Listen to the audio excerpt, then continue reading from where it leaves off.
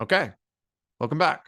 Today, we're talking about fruits. As promised, we're going to be talking about fruits and fungus. And why are we talking about fruits and fungus? It's because I love, there's so many, I think, well-meaning folks out there and that really try to do well as far as help that, trying to help. And especially during a time like now where, um, you know, there's I think a lot of confusion and going back and forth when it comes to a nutrition standpoint, but particularly when it comes to like candida overgrowth, which is fungus, right?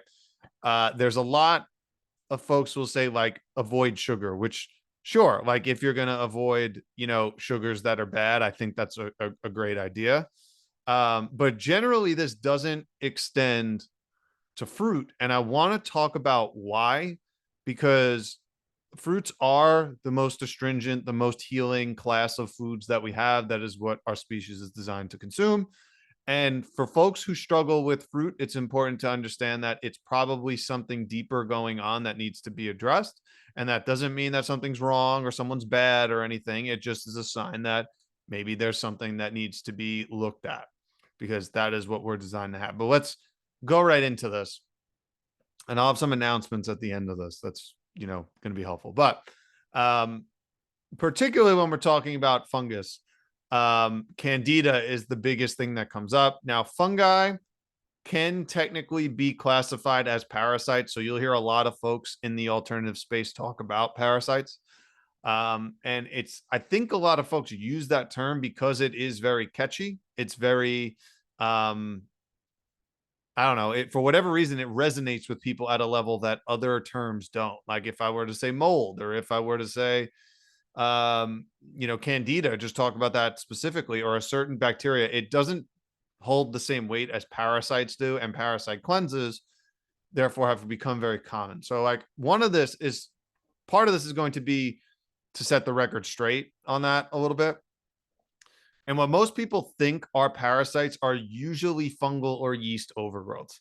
Now, this could be due to a lot of reasons, but primarily it's going to be due to antibiotic usage over time, medication usage, poor diet, seed oils, refined foods, dairy, etc., that are going to have things like glyphosate, which act like antibiotics. So even if you're not taking antibiotics, they can cause issues. And it leads to an imbalance in our microbiome. And you have to remember that 90% of us, 90% of the cells inside of us are not human. It's an ecosystem of different bacteria and fungi and molds. And everyone on the planet has candida, or in this case, candida albicans. The question is it grown out of proportion to where it is associated with symptoms? I don't even want to say cause, because that's not really what happens. Because you have to understand, the body does not make mistakes. It doesn't work against itself. And what we call disease, in my opinion, is very outdated. It's really an inability of the body to keep up with the toxic load that we put on ourselves. And I've talked about this before, but folks now have a toxic burden greater than literally any generation ever before us. So this is, something that unfortunately is becoming more and more common. We talked about, EMFs a little bit today. That's another one that can certainly cause imbalances with wearing things like AirPods and stuff. They play a role in that. They're going to mess with your circadian rhythm, your diurnal rhythm. They're going to mess. It's going to cause issues, because not only are we mostly not human in terms of cell count, we are not necessarily material beings. We are electrical ones. So I know that's a lot. That's a big diversion from what we're normally taught, but it plays a role here. And the body is going to do what it needs to survive, given the tools at its disposal. So it does the best with what is available to it. How we get back to that primarily is going to be through, fruits. Now, there was actually a doctor. Now, to take a step back before we get there, there was even a book by a doctor, William Crook, in 1986 called The Yeast Connection. And he talked about how these fungal overgrowths at the time were causing a lot of issues. And they were blaming things like headaches and sinus problems, depression, autoimmune symptoms, all different types of cancer, autism, digestive disorders. And interesting, 1986, when this came out, when we're talking about some of these things, because if you are familiar with a certain law that was passed in 1986, that's when you start to see a lot of things change. And especially in the 90s, you start to see a lot of this skyrocketing of what we call autoimmune diseases, which are really they're symptoms that are associated with a toxic acidic load. It's not really a disease. It's a response to an inability to get rid of toxins as effectively as we should, because the body does not have what it should to do so. So that's part of it.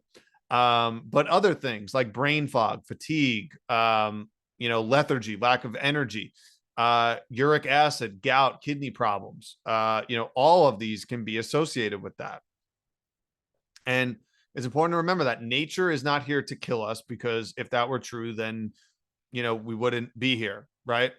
That's just, we're not. What nature does do, it eliminates the weak over time. It does eliminate the weak. That is why we have the fungal kingdom. That is why we have the parasitic kingdom. It's nature's cleanup crew, really, at the end of the day. So if there are fungal overgrowths or parasite overgrowths in a person, there is dead or decaying tissue in your body. That's essentially what's going on. So instead of looking at it as like, a poisoning, or, you caught something, that's not actually what's happening. It is, there's an imbalance in this ecosystem. And why is it out of balance? What is causing that? And usually that is going to be environmental. Now, this concept, whether like fruit feeds candida, like we have to look again at some of the causes. And we talked about some of that. As far as we talked about, different antibiotics. But, in the mouth, there's already a balance. So we have an oral microbiome, just like we have a gut one. Now, when there is excess like processed sugars and stuff, that can potentially lead to a fungal overgrowth. And these are going to be, your refined, your processed sugars, your sweets, your ice creams, everything like that. That's actually going to create an environment for more potentially fungal overgrowth, because that's what they feed on. So a lot of times when you have those sugar cravings, and say like you start making some of these changes and those cravings hit you really hard, that's part of like what a die-off reaction is. And if you actually make it through, it could play a role. Now, primarily, there's two ways that you create an environment for candida to overgrow.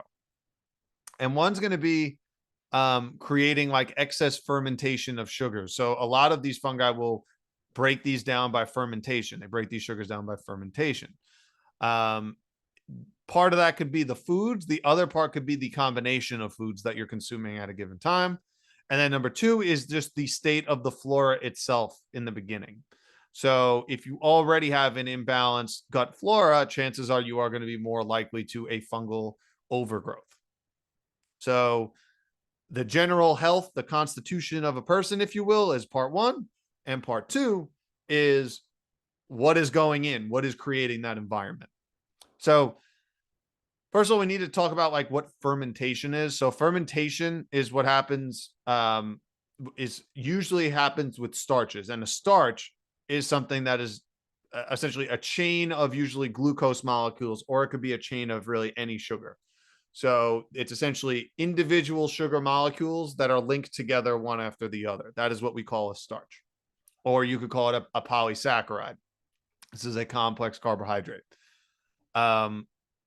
Unfortunately, like when you consume a lot of complex carbohydrates, these have to be broken down into the single sugar blocks, if you will, sugar Lego pieces.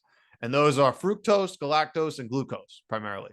Then the sugars can enter the bloodstream, be used for energy, be used to build tissue, be used for any number of things. The complexity of these, the more complex, the longer and more branching these are, the more difficult it's going to be to break down. This is why actually human beings do very well with fruit, because fruit is largely made out of simple sugars. Now, before we go into, whoa, Vin, I thought simple sugars were bad, that's not necessarily true, but because they're actually super easy to absorb, they're instant energy. And that is what our body actually does the best with. When we're consuming a lot of starches and things of that nature, this is going to tax the pancreas and our digestive organs, because we're going to need to create more digestive enzymes to break them down. So over time, if you're constantly throwing a lot of starchy foods, and especially when you're talking about the refined garbage ones that have pesticides, like your pastas and your white rice and all these refined things, your pizza, this is going to really tax these organs quite a bit. As a result, though, if we have these complex starches, if there's too much, they can end up being fermented as part of the breakdown. So now you have this fermentation going on in the gut. And when that happens, you're having the conversion into alcohol, like in the gut. That's what's happening with fermentation. So, this creates an environment where you're going to need more fungi to help break things down, appropriately. So naturally, an ecosystem is going to shift based on the environment that we're in. So, that's a big part of it. Now, when we look at digestion starts in the mouth. We have something called salivary amylase. This is where you start to break down carbohydrates. We have the mechanical part, which is chewing, but then we have enzymes literally in the saliva that helps break down starches or sugars in general. In the stomach, not too much is going to actually happen. That's primarily where protein digestion happens, but where it's really finished off is in the small intestine. And the pancreas is responsible for releasing a lot of enzymes into the small intestine that allow for that. So instead of and where this becomes an issue is when you start combining foods. So, this is where food combining comes into play and is really important. So, there's a lot of issues that can come when you're not consuming foods in the right combinations. And this is where something like where people might be more sensitive to fruits. And I encourage some of you to try this out because it's important. So, generally speaking, when you eat meals that are, say, high in starch and high in protein, like that's going to cause a backup. It's going to not be as efficient as it could. It's not to say you can't do it, but remember, carbohydrates are primarily going to be starting to be digested in the mouth. Proteins really don't get digested until you get to the stomach, and that's going to be largely due to pepsin and hydrochloric acid, and things of that nature. Now, carbohydrates in the stomach, really don't necessarily, there's not really much going on. And this is where fermentation can occur, because a higher protein meal is going to kind of stay in the stomach a bit longer. And the longer that these sugars sit around that are semi-digested, they're not totally broken down, that can mean that we can run into issues down the road, because it's going to start fermenting if it's there longer. And this is where a need for fungi come in to help break stuff down. So generally speaking, you want to eat, fruit more or less alone, and particularly at the front end of the meal, because they are digested quickly. Similar, so that would go with fruits. Generally speaking, you want to try to keep these foods, separate. And you would also do the same thing with liquids. So liquids, ideally, you would want first, because they're either more digested than, say, a thicker solid food already to a degree. So this could be a blended soup or a vegetable soup or what have you. But again, if you're having fruit, I would have that, wait a few minutes, and then go back into, consuming the rest of the meal. So if you add the fruit that kind of goes in with all the rest of this food, it can potentially lead to an environment that could start a fermentation process, and then you end up having some symptoms. So, you have to understand that, like, this is where, it can lead to fermentation on, and and that could lead to potentially symptoms. So, but first, like, we need to take a step back because we need to talk about fruits in general. And we need to talk about the benefits of them, because we love to talk about, in my opinion, um, all of the things that, uh, man, how do I even put this? Like, we love to talk about things like, the nutrient values of foods, as far as, protein and carbohydrates, and antioxidants. Uh, but that is not all that goes into food. Foods have astringent properties, foods have alkaloids, foods have all these different things that can really, you know, make a massive difference when it comes to your health, and not only like what you're eating. And just simply, like, we don't spend enough time talking about it. And we need to understand that it's not just about proteins, carbs, fats, etc. There's so much more that goes into our food. There's energetic components that go into our food.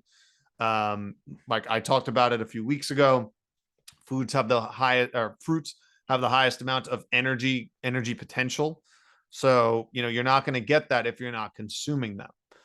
So, you know, whether we're looking at it from biophotons or flavonoids or tannins or saponins or astringent compounds that are found in these foods, we're not looking at the whole picture. We're just looking at it like, oh, it's causing it. And these are the qualities you want if you're going to cleanse the body, of in excess overgrowth. It's just a question of, are we doing it the right way and in a way that makes the most sense? Now, when you combine fruits, particularly with herbs, and these will be lymphatic or fungal herbs, which we'll cover in a little bit, um, you can get some massive changes. And sometimes that could be too fast for some people. So, sometimes it's a question of how much are you putting your foot on the gas, how much are you taking off, and are you going too fast for where you're at right now? So understand that fungi themselves, they deal with fermentation of carbohydrates. And this is why folks will say, hey, stay away from fruits if there is like a candida overgrowth. But that's not really what's happening. It's not about, fruits don't work. It's, you have to consider the terrain, the weakness of at the time, and then your digestive organs and your adrenals and your thyroid, and is your digestive tract not functioning as well as it should? So if you look at it, fruits are full of things like monosaccharides, right? They're simple sugars at the end of the day, um, along with these astringent and alkaline properties that are going to help cleanse and pull toxins out of the body. That is what they're fantastic for doing. So again, so if monosaccharides, quote unquote, feed fungi, then what do you think happens with vegetables? Because they have monosaccharides too. So many people will recommend vegetables instead of fruit, and it like doesn't make too much sense because there are things that need to be broken down in that too. So what I would recommend, like if you want to get rid of candida, it starts with an herbal protocol. You can start with fruits, but I would say, if you experience symptoms, you might want to detox a little bit more slowly. Um, you know, there isn't really like an anti-candida diet. You really have to get to the root of it and fix it. So, if, for example, like fruits are detoxifying your body a little bit too fast, there are some other things you can do. You can add more raw cooked vegetables. You can cook them. You can, roast them. Vegetable broths can go a long way. You could try juices of fruits. You could try, like I mentioned, fruits before the rest of your meal. Because fruits are so detoxifying and astringent, like you want to try to have them away from other foods. So I wouldn't add them onto a meal because that can potentially lead to the fermentation issue. But if you're consuming them alone, say like 15 to 20 minutes before the rest of your meal, that should give them enough time to start digesting and pass through at least the stomach, because there isn't too much going on there with it. Now, there are certainly like other herbs. And the thing is with fruits, like they can stir up these residues in the body. And this is why, folks who feel bad if they go to a more plant-based approach very quickly, they're actually detoxing. It could stir up toxins that have been left in the body for decades, whether it's heavy metals or chemicals or pesticides that have been in the body for a long time. So, there's a lot that goes into it. You could look into lymphatic massage. You could use saunas. You can use obviously exercise and sweat, try to reduce non-native EMF exposure. So there's really a lot that you can do. So, fruits ultimately are going to be the ultimate healers as far as the food part of it. It's really just a question of, using certain things to help. Now, there are certain herbal, parasite and lymphatic herbs that can be really helpful in this case. In my opinion, my favorite one is Dr. Morse's, and you can check it out, the link in my bio, Parasite M or Parasite Micro formula, which has some awesome herbs in it, like black walnut, Pau d'Arco, which is a classic one for fungal overgrowths, thyme, cat's claw, clove, olive leaf, black cumin seed, which is not in this, but I'm just going off. Black seed oil would be fantastic. There's another one that I really like called Candibactin AR or Candibactin BR, depending on, but they're essentially essential oil blends with like thyme and oregano oil, which is fantastic. Black cumin seed is also another fantastic option when you're talking about starting that. A lot of times though, because sometimes fungal overgrowths can be a little bit funky, you may have to try different ones and you may have to cycle. So generally speaking, you might want to try one for a month or two at a time and then try either a different individual or try a different blend. Because like similar to, say, antibiotic resistance, where probably more people are familiar, if you're constantly taking the same thing, those microbes adapt over time. So, and the ones that survive are going to be the ones that be like, hey, we're not going to, we can handle this. Here's something else we got to do. So, those are just simply like a couple things that you can try. I would say garlic is also fantastic. So, and that's something obviously that's super cheap that folks have access to. I would say if you could handle it, I would do up to like a clove 3 times a day, and that would be raw. You could chop it up, you could eat it whole. It's a fantastic one. Clove, if I didn't mention it, clove is fantastic. Turmeric, believe it or not, is really good as well. So that could be something that's useful. What else? I mentioned oregano. I mentioned what else? Thyme. I mentioned cinnamon is actually really good. So cinnamon, believe it or not, can be really good for that. But my favorites, like I said, would be what I say. I like the Parasite M is really good. That would probably be one that I start with. And you could check that. There's a link for that on my website, or black seed oil. Black seed oil would be really good. Heritage makes a good one. There's Black Cumin Seed Forte by MediHerb, and you could check that out in my bio too. That's on my full script. The Dr. Morse's ones are on his own website, but I highly recommend his blends. What else? What else? Yeah, those are the big ones. I would start with one blend. I would start with another. I would say with fruits, particularly when it comes to this, have them alone and have them away from other foods. I saw a question come in as far as, how far away. I would say either do it at the beginning of a meal, like 20 minutes before you start eating the rest of your meal, or I would wait at least a couple hours to kind of get digestion going. And I would start with what you can handle. So like I said, some people are just going to be a little bit more sensitive to start, but that does not mean that fruits are bad or fruits are killing you. It's just that they're probably cleansing at a much faster rate.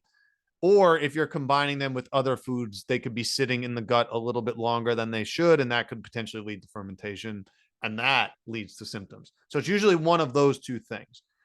Truth of the matter is, all people, all people should be able to consume fruits. And if they're not, it's not that you're different or special, it's that there is something wrong that needs to be fixed, and it should be treated as such. So I hope this was helpful.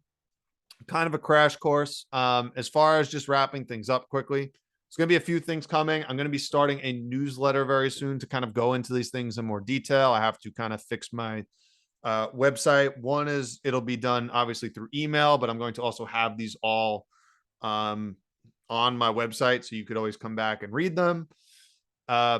It'll be another way to stay in touch because this account has been shadow banned for we're going on month 3, at least according to how I'm seeing my story views and such. So kind of sucks, but we need to get off of this as far as, ways to chat about this. So I've noticed my story views have dropped around 70 to 90% in the last couple months, which is annoying. So I know people aren't watching them as much as, hopefully they should.